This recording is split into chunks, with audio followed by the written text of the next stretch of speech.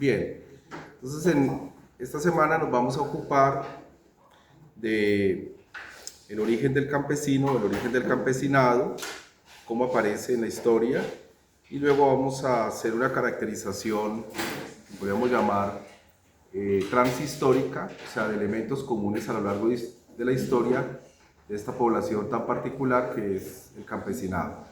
Especialmente el campesinado pobre o el campesinado que persiste en la pobreza.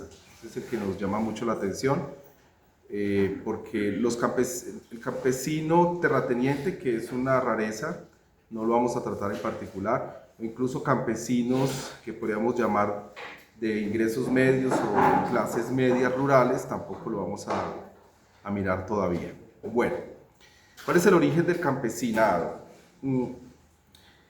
Hay una tesis que tiene mucha resonancia o evidencias a favor, y es que el campesinado surge cuando surgen los estados. Es una forma de aproximarnos al origen de este actor rural, y pues tiene argumentos a favor o evidencias a favor que debemos considerar muy fuertes, ¿no?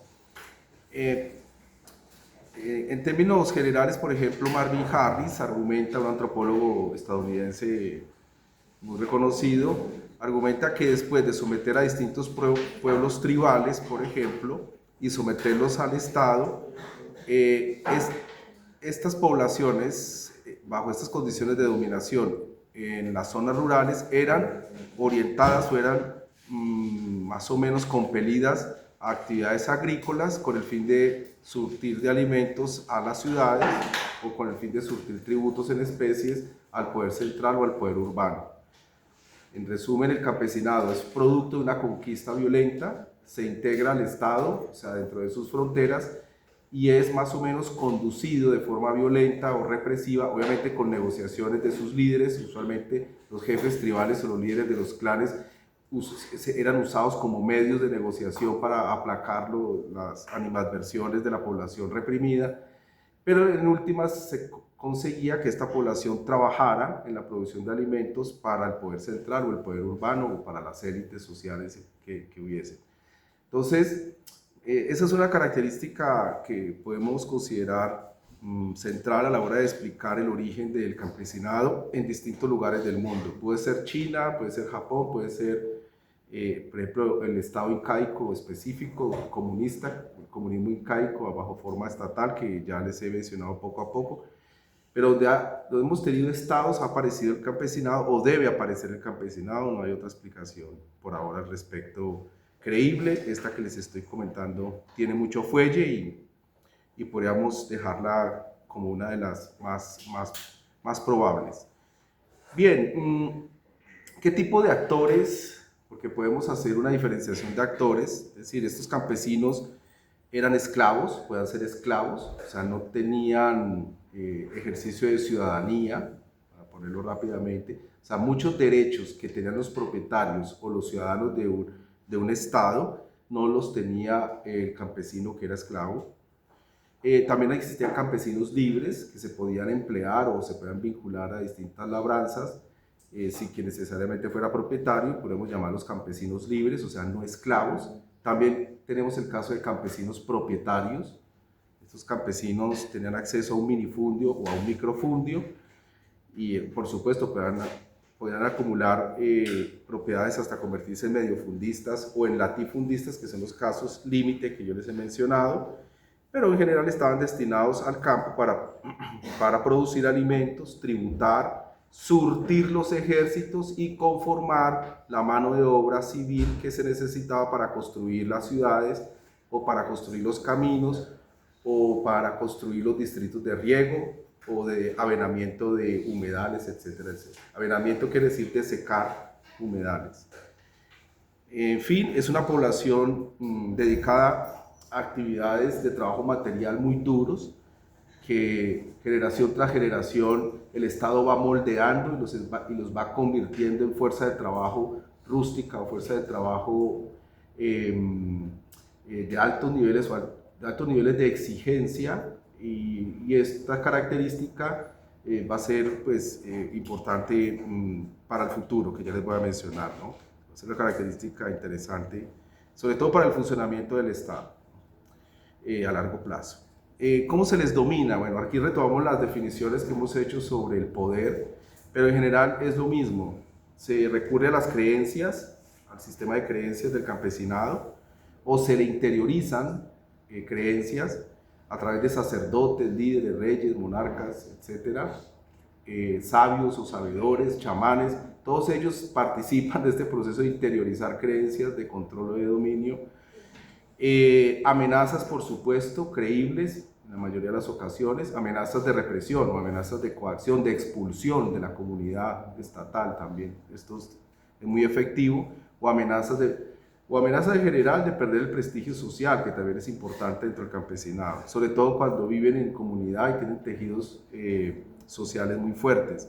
Bueno, todo tipo de amenazas, y la represión, por supuesto, que es el acto mismo de ejercer la violencia contra ellos, y pues también tenía un poder de disuasión o de control muy fuerte sobre el campesinado. Pero en general, estos tres elementos que definen el ejercicio del dominio o del poder aparecen también explicando por qué es que el campesinado persiste allí, anexo al Estado, en una zona rural tan difícil, tan agreste, adversa en lo que tiene que ver con el clima, y también adversa para su propia fisiología, dadas las altas exigencias de gastos energéticos, umbrales del dolor muy altos que tiene que soportar, etcétera, etcétera, pero allí persistieron, ¿no? Aquí más adelante vamos a ver por qué el campesinado tiende a ser tan conservador, no solamente en momentos claves de su relación con el poder central ha resistido, o sea, manifestado a través de insurrecciones, sino que también hay características también que lo hacen muy conservador, muy temeroso del poder, y es otra característica clave que ustedes tienen que tener presentes, ¿no? No solamente es conservador, sino que ha habido momentos en que resiste o se opone al poder. Bien, ¿qué tipo de estrategias, por ejemplo, en lo relativo al sistema de creencias? Se le prometía seguridad de invasiones de tribus o invasiones de otras naciones, se le prometía ayuda en hambrunas, en momentos de riesgos, por ejemplo, climáticos, se les prometía alivio a sus dolores a través de sacerdotes, preocupaciones, zozobras y demás que tienen que ver con la vida después de la muerte o que tienen que ver con cualquier elemento típico de su cultura, y que pues, podría considerarse tabú, podría considerarse fuente de dolor para la convivencia o para la salud emocional o mental de estos campesinos. Se le ofrecía a un sacerdote para darle alivios y se le prometía que la fortuna del rey, quien era el gran o era el hiperconcentrador de la riqueza o de una élite, recuerden que siempre hay una élite, se le prometía que dicha fortuna iba a ser derramada o compartida en algún momento con el campesinado a través de obras, por ejemplo, obras civiles, o a través de otro tipo de gastos, festines y demás, momentos de celebración de un linaje dominante que se materializan en fiestas o fiestas religiosas incluso, eran muy típicas. Y todo este tipo de elementos, muchos más otros, por supuesto, muchos elementos adicionales que aquí no puedo tocar, hacían parte de todas estas estrategias de interiorización de nociones, de creencias sobre la importancia de tener a una clase dominante o de tener a un gobierno, una sociedad con una cabeza, dado que les garantizaba este tipo de beneficios o de asistencias y demás. Bueno, obviamente se le amenazaba, se le chantajeaba claramente. Si no obedeces, pues obviamente es una ofensa directa al poder, al linaje dominante o a la dinastía dominante, al propio rey o al monarca, etc. Recordemos que para estas épocas no es como hoy, ¿no? Que el poder está diluido en un montón de actores o instituciones. En épocas remotas, en estados arcaicos o primitivos, los estados tenían ejercicios de poder muy fáciles de identificar en príncipes, en unos clanes dominantes, en unos reyesuelos, en unos monarcas. Era fácil ver quién ostentaba el poder e incluso era fácil atacar el poder, entre comillas, ¿no? Porque uno sabía que el poder residía en unas personas de carne y hueso, ¿no? Hoy mismo es difícil porque está súper diluido en un aparato estatal donde hay jueces, policías, generales, rectores, profesores universitarios. El poder está hiper diluido en una sociedad.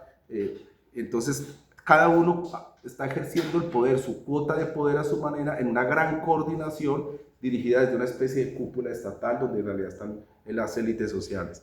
Entonces es difícil ejercer resistencia o transgredir el poder en esas condiciones de dilución del ejercicio del dominio sobre una sociedad. Pero anteriormente eran identificables, o sea, se veía claramente quién era el jefe guerrero o general, quién era el noble más sobresaliente de mayor influencia sobre el monarca dentro de la corte, etcétera, etcétera.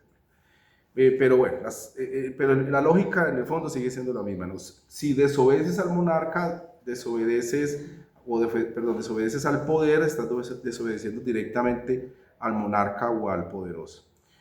Bien, entonces, de estas formas, obviamente, amenazas creíbles, represiones, sistemas de creencias sobre la importancia de tener relaciones de obediencia con el poderoso, todo este tipo de cosas, pues iban garantizando la presencia de un campesinado sumiso, obediente, consagrado a la producción agrícola y a surtir de alimentos a las ciudades y a concentrar privilegios de muchos tipos, ¿no? De muchos orígenes en las élites.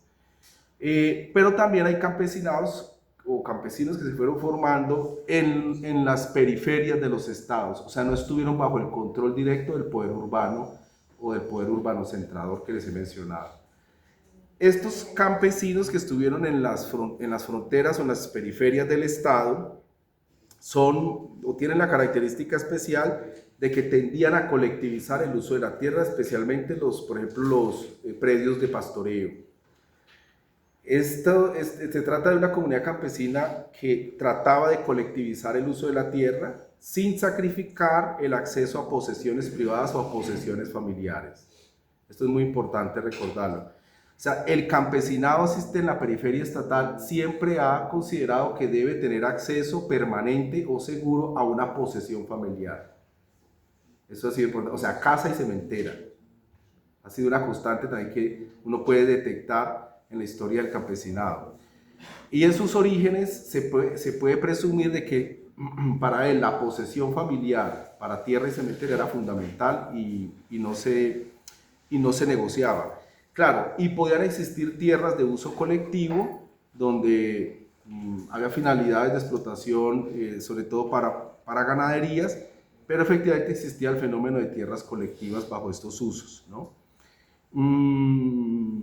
Otra característica importante es que el contacto con el poder del Estado era muy marginal, era muy esporádico, incluso podían pasar las décadas y la clase dirigente de una nación o diciéndolo con exactitud, de un Estado, no tenía contacto con esas poblaciones marginales que habían de campesinos, podían pasar décadas y décadas. Y ese tipo de desconexión también les favorecía el desarrollo de formas de autogestión o formas de autogobierno, por decirlo como hoy se menciona, se suele hablar del asunto, y favorecía pues la maduración de formas de gobierno que diluían mucho más el poder, que permitía la configuración de sistemas de decisión más asamblearios o consejistas. O sea, consejos de ancianos, por ejemplo, consejos de sabios o consejos de líderes de familia, podían ser los elementos que se reunían a decidir a la hora de tratar de resolver un conflicto, de hacer un arbitraje o planificar una acción, ¿no? Una acción en la propia agricultura. Eso también favoreció el hecho de que no tuvieran contacto con el poder político central o el poder urbano o el poder del Estado, sino un contacto meramente marginal. Bueno, hay muchos casos que se han estudiado, por ejemplo, el Mir en Rusia, antes de la revolución. Los Mir eran tierras, vastas tierras, o sea, eran enormes porciones de tierra bajo usos colectivos, antes de la Revolución Rusa, me refiero, antes de 1917. O sea, es un asunto que ha generado toda suerte de investigaciones, incluso ha inspirado alternativas del comunismo en su momento. Pero bueno, se trata de tierras colectivas que tenían, como ya les he recordado, posesiones familiares intocables, donde las familias tenían su propia casa y cementerio, pero el resto de las tierras tenían unos usos colectivos acordados previamente en consejos o en asambleas, ¿no? Más o menos se podría llamar de esa forma, de esa manera. Los MIR son muy importantes en la historia de Rusia y fueron pues, figuras que, repito, inspiraron muchas de las ideas comunistas que le trataron de dar sentido histórico al proyecto marxista en la propia Rusia, ¿no? La existencia de los MIR, ¿no? Bien, también existieron tierras colectivas en Alemania medieval, eso no se olvida. La Alemania de la Edad Media tuvo tierras colectivas de uso colectivo. De esto hay estudios al respecto. Marx es uno de los, por ejemplo, identifica este fenómeno.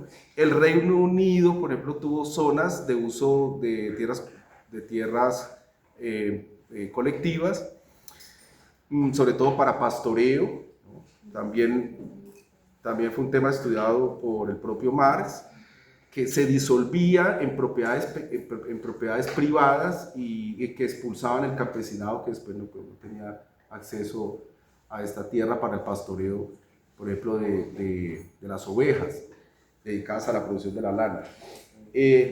España, por ejemplo, es un tema que tampoco se habla mucho, pero tuvo también uso de tierras colectivas, ¿no? Y grandes avenidas de tierras rurales por donde las mesnadas iban y venían en distintos periodos del año para buscar pues mejores tierras y mejores climas, ¿no?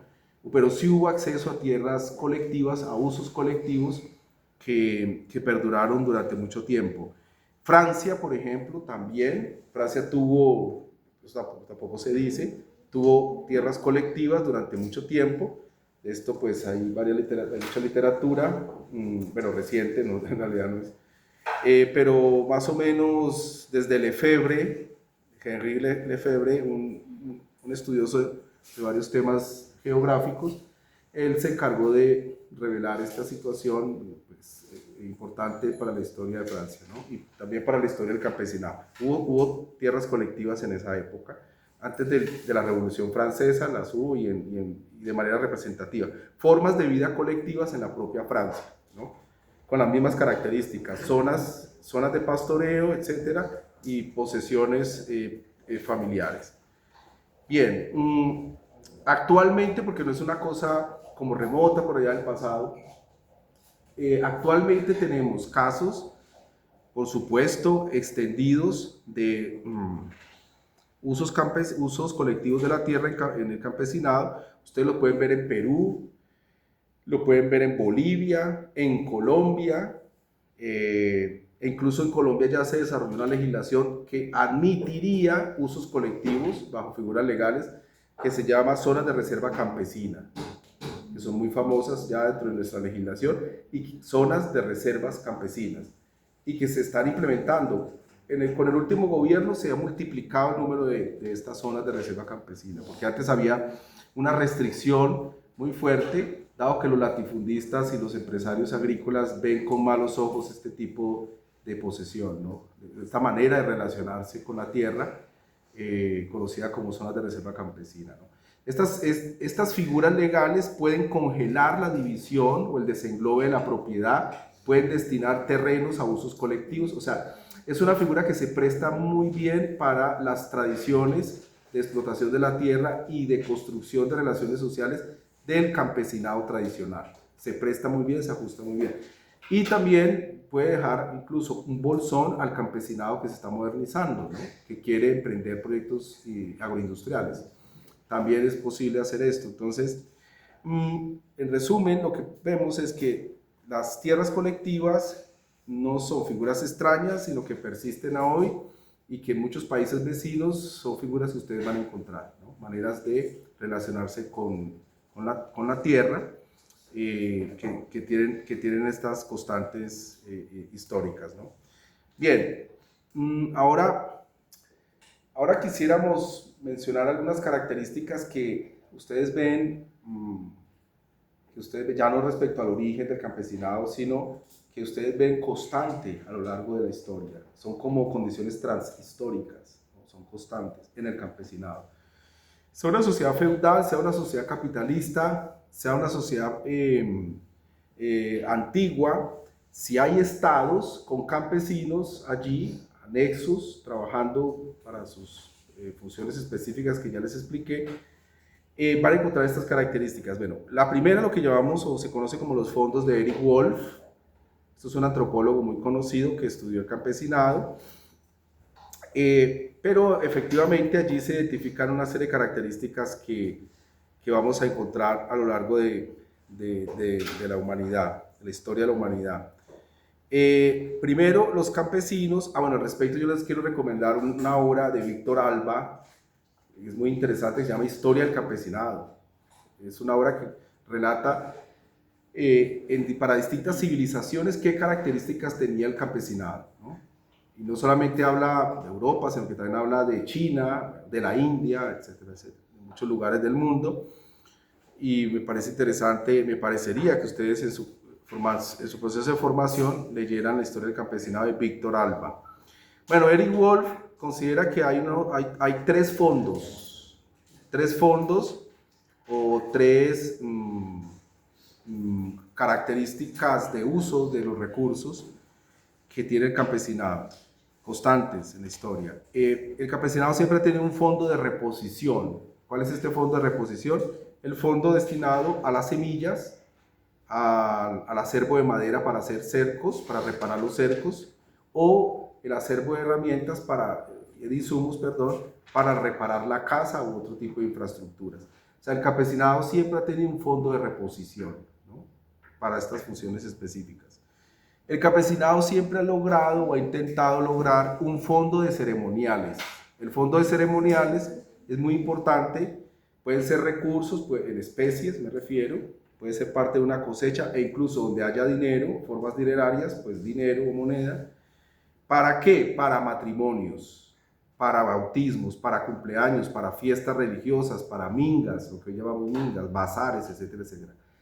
Dado que el campesinado pues tiene unas relaciones sociales intensas, obviamente él tiene que participar de estos ceremoniales, y en estos ceremoniales hay que gastar, ¿no? Hay que gastar algunos recursos.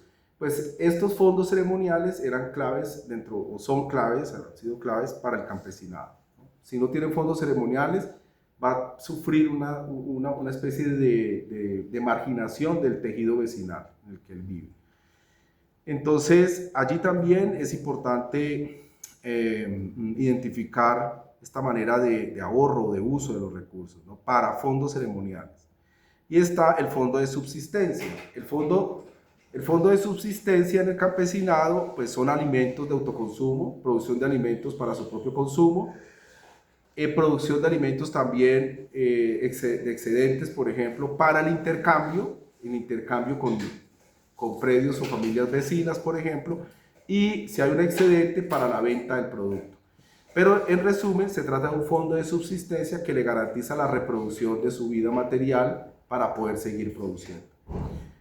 Ellos, por supuesto, no se han caracterizado por tener fondos de ahorros, porque no les queda recursos o dinero para ahorrar, o fondos de capitalización, o sea, recursos que se ahorren y que se inviertan en otros negocios o actividades productivas. Nada de eso es posible, porque estamos hablando de campesinos que están en condiciones de pobreza o en condiciones de subsistencia apenas. Ellos obviamente han tenido muchas maneras de relacionarse con la tierra. Esto es lo que se define como tenencia de la tierra, la manera como yo me relaciono con la tierra, es lo que más o menos llamamos, en términos económicos, ¿no? Tenencia de la tierra. El campesinado ha tenido pues tenencias de la tierra por supuesto bajo posesión, es decir, no hay títulos reconocidos por el aparato estatal, pero simplemente hay una posición de hecho, se ejerce el dominio sobre la tierra de forma permanente y no hay títulos que lo respalden. Eso ha pasado en muchos momentos de la historia. Esa posesión puede ser colectiva, ¿no? Claro, por supuesto, o también puede ser posesión familiar, de la familia campesina. También existen formas de tenencia que son de propiedad, o sea, hay título de propiedad reconocido por el Estado, es decir, el campesinado cuenta con su título o su escritura debidamente registrada, como se dice en Colombia, y obviamente eso le garantiza una relación de propiedad privada, ¿no? Sobre la tierra. Entonces ha existido también esta figura, o esta manera de tener, esta forma de tenencia, que es la propiedad misma, ¿no? La propiedad privada sobre un inmueble. El arriendo, esa es otra manera de relacionarse con la tierra. El campesinado ha ocupado un pedazo de tierra, un predio, y se compromete a pagar una cantidad fija de dinero, ojo aquí, esto es clave aquí con el arriendo, de dinero al dueño del predio, ¿no? El dueño del predio no le interesa, pues, qué hace el arrendatario para poder pagar el arriendo, no es un asunto de interés para él, sencillamente el campesino se compromete a pagar un arriendo en dinero. El arriendo obviamente es mucho más complejo, pero ha estado presente en sociedades antiguas, en estados primitivos, estados antiguos, donde pues, se ha acuñado moneda, o sea, se ha circulado la moneda. Es un fenómeno que se ha presentado. Y uno mucho más extendido, que es la parcería, que ya no consiste en que yo pues tomo posesión del inmueble y me comprometo a dar una suma de dinero fija, etcétera. Eso no es nada. Sino que yo lo que hago es compartir o dar una parte de mi cosecha al propietario. O una parte de la venta de la cosecha en dinero, esa parte del dinero la puedo también compartir con el propietario. Esas son las definiciones típicas que engloban en la parcería. No se paga en dinero una cuota fija de arriendo, sino que se paga, entre comillas, con una parte de la cosecha, o una parte de la cosecha se vende y ese dinero se le entrega, obviamente todo esto está acordado previamente al propietario. La parcería es muy usada y sobre todo entre los campesinos tradicionales, hoy es también usada entre los campesinos que llamamos aquí semitecnificados y por supuesto los tradicionales, ¿no? Hay muchas maneras híbridas, ¿no? de ejercer tenencias, que aquí no vamos a ver, pero pues, si en algún momento pues, podemos entrar en detalle, es necesario hacerlo, lo hacemos, ¿no? Formas creativas, ¿no? Por ejemplo, la crianza del ganado, hay maneras distintas de pactar relaciones que tienen que ver con producir ganado en compañía, etcétera, etcétera. Hay muchas formas creativas de hacer negocios en la que el campesino termina accediendo al uso o explotación del predio y se compromete a dar una forma de renta o de ganancia al propietario. Como ustedes pueden notar aquí se supone siempre que existe un registro de la propiedad, o sea que el Estado tiene garantizado ya una institución de registro de la propiedad y que protege la propiedad privada. Entonces, es importante que ustedes lo vean de esa perspectiva, porque si no, no existiría la obligación de pedir un arriendo, no existiría la posibilidad de pedir una renta. Solo bajo las figuras de propiedad privada es que aparecen estas maneras de obligar al poseedor a generar una renta o a pagar un arriendo. Bueno.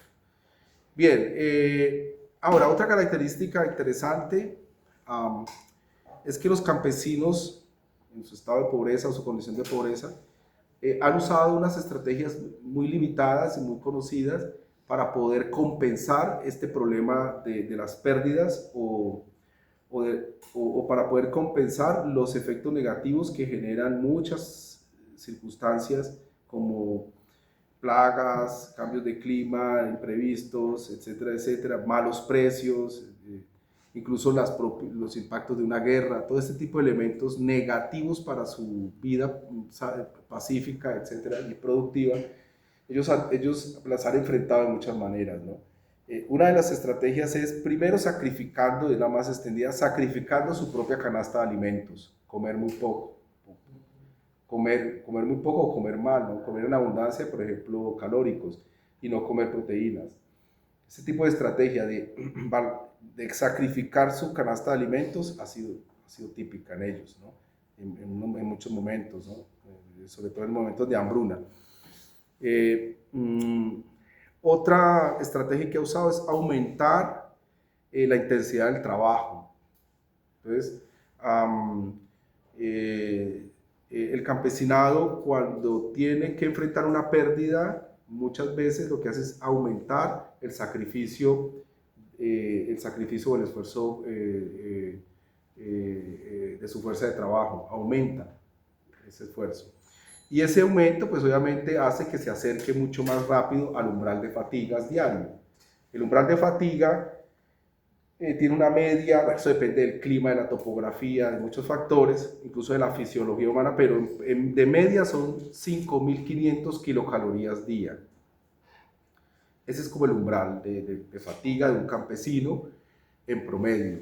Entonces cada vez más se esfuerza por aumentar su cantidad de trabajo y se va aproximando al umbral de fatiga de 5.500 kilocalorías día. Esa es una estrategia, para que ustedes vean un poco de lo que estamos hablando, la importancia de lo que estamos hablando. Un campesino en trabajo intenso, está consumiendo entre 4.000 y 5.000 kilocalorías día. 4.000 y 5.500 kilocalorías día. Cuando se hace un trabajo muy intenso, tratando de compensar pérdidas, por ejemplo. Y cuando se hace un trabajo moderado, está más o menos entre 3.000 y 3.500 kilocalorías día. Ese es el consumo en trabajo moderado.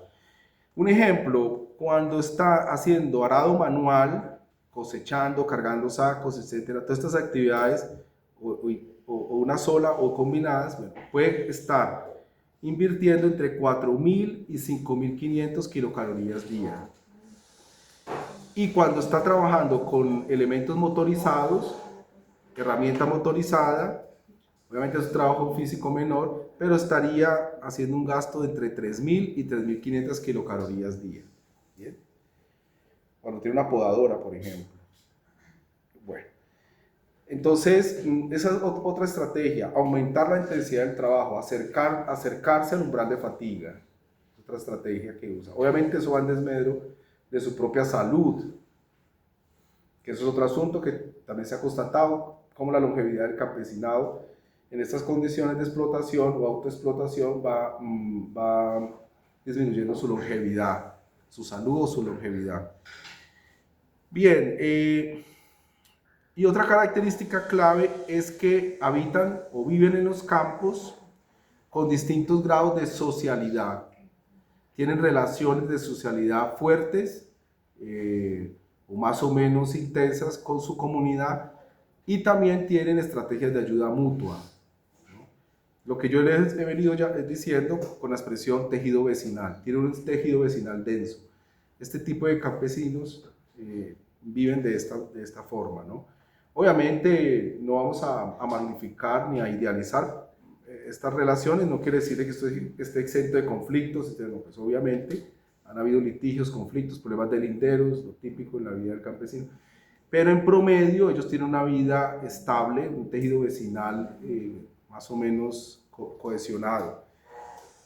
Los que no tengan esas características, los que estén fuera de estas características, pues de no ser parte del tejido vecinal, ya uno empieza a considerarlos no campesinos, ¿no? Hay figuras que aquí en adelante más adelante vamos a ver más complejas, que tienen que ver sobre todo cómo el campesino ha venido transmutándose en urbano, ¿no? Eso es otro fenómeno. O cómo el campesino puede transmutarse en indígena o en afro. Entonces ese tipo de fenómenos los vamos a ver, porque ya se convierten en unas poblaciones muy específicas que ya no les podemos otorgar las categorías de campesino. Bueno, en afro aquí me refiero a a una categoría, no solamente a lo negro, ¿no? Al marcador de piel, me refiero a una comunidad que aspira a formas de tenencia colectiva de la tierra, y